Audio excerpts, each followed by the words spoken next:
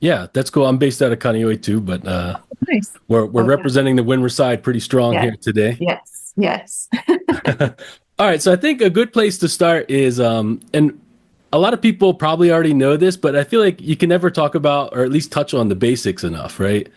And the verbiage kind of gets people mixed up, even if you've been around it. And so it might bore some people, but let's just start with some kind of basic stuff of like, okay, what are the key documents that make up an estate plan?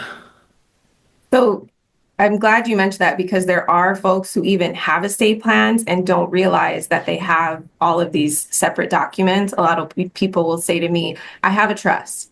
And in the trust, and then they start talking about things that are not actually in their trust, but are part of their estate plan in another document. So the main documents are a trust, usually, will. So revocable living trust, revocable trust, all generally the same thing, whatever it's called, living trust, will, last will and testament, just a will, pour over will. They're kind of all the same document. Powers of attorney.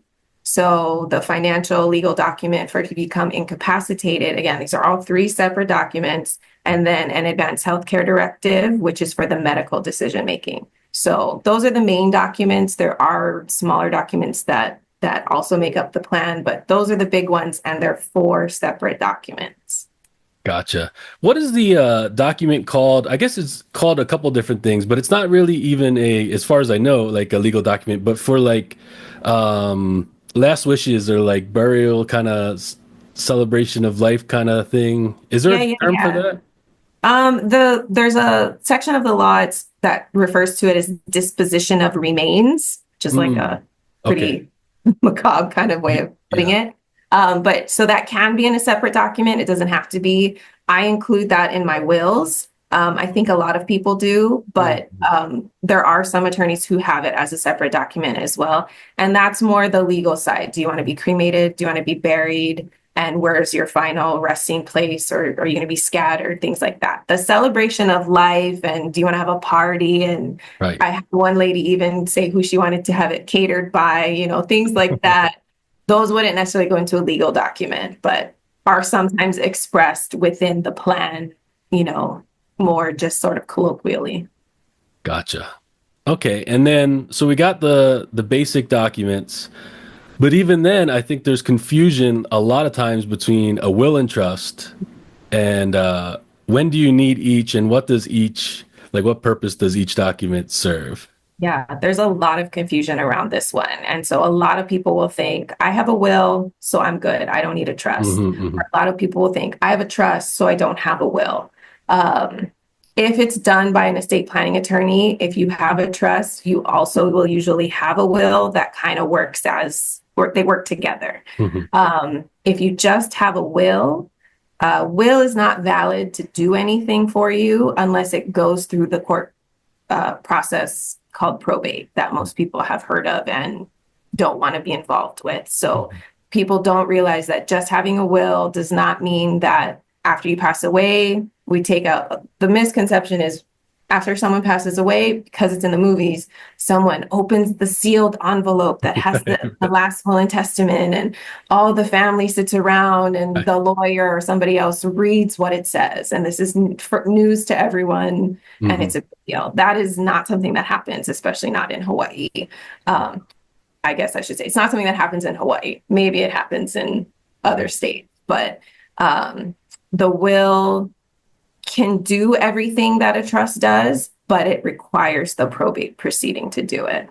Hmm. Trust then avoid having to go through probate. And that's kind of why a lot of people in Hawaii will want to do one because they don't want to have to go through the probate process.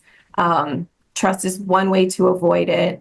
And it's the most flexible, the most adaptable, and comprehensive way, I guess, to avoid probate, have control over your assets after you pass, and also for incapacity. So that's another thing that will sometimes come up. Hmm. Trusts are valid once you set them up. You sign the trust. We'll talk about it later, I think, but you fund the trust, you put your assets in the trust. If you become incapacitated, Your successor trustee is someone who can handle things in your incapacity. And then if you when you pass away, they're still in charge or they take over again. The will, if you become incapacitated, you can't, your child or whoever you've named can't bring the will out and say, oh, I'm the person who's allowed to help with finances and other things. Wills only work once you pass away, and they only work for if they go through probate. Mm-mm. Yeah, and I think another thing that some people worry about is, and I don't want to, maybe you could answer this better, but amending these things or changing these things, I think some people think it's a massive decision of like and it is, but it's irreversible, right? But a lot of this stuff, as long as you are not incapacitated, it's not too difficult, right? To kind of change things around, right? Yeah, it's always just a matter of fees, of course, for it's usually not as much to change, one simple part of a document. You just pay, I guess nowadays it would be maybe a few $100s to do a trust amendment, depending on how much you're changing. But that being said, there are a lot of clients that I just know, you can tell sometimes it was hard enough for them to get to the point of setting up the plan. Right. I'm like, have this say what you want it to say as much as you can. Think of backups, think of what, we have plan A is what you want. But what if plan A doesn't work? Let's have plan B and plan C right now so that, we're prepared for things that might change. Because people don't revisit the documents. A lot of people don't revisit the documents, but you're right. It's not something that is set in stone. All of these documents that I mentioned, the trust, the will, the power of attorney, the healthcare, they can all be changed over time because circumstances change. People change, relationships change, people pass away, that you maybe had thought would be there to do your planning for, carry out your wishes after you're gone or something. It's like, oh man, the person I named isn't here anymore, or moved to the mainland. That happens a lot too. I have clients who named their kids and then the kids are all gone. And so they thought, well, now maybe I need to name somebody else who's local to help if I become incapacitated. So long-winded answer to yes, you can change the documents. Gotcha. The opinions and statements presented on this show are for general information only and are not intended to provide specific advice or recommendations. Never make any investment or financial decisions based on information offered on this show without first consulting your financial, legal, or tax advisor. All economic and performance information mentioned on the show is historical in nature and is not indicative of any future results. All indices mentioned on this show are unmanaged and cannot be invested in directly. All information is believed to be from reliable sources. However, we make no representation as to its completeness or accuracy. Lastly, all opinions expressed by Jason Cutitta and any guests on the show are solely their own opinions and do not reflect the opinions of or are endorsed by ToBA Financial. For Jason Cutitta, investment advisory services are offered through ToBA Financial LLC, a registered investment advisor offering advisory services in the state of Hawaii and in other jurisdictions where exempt from registration.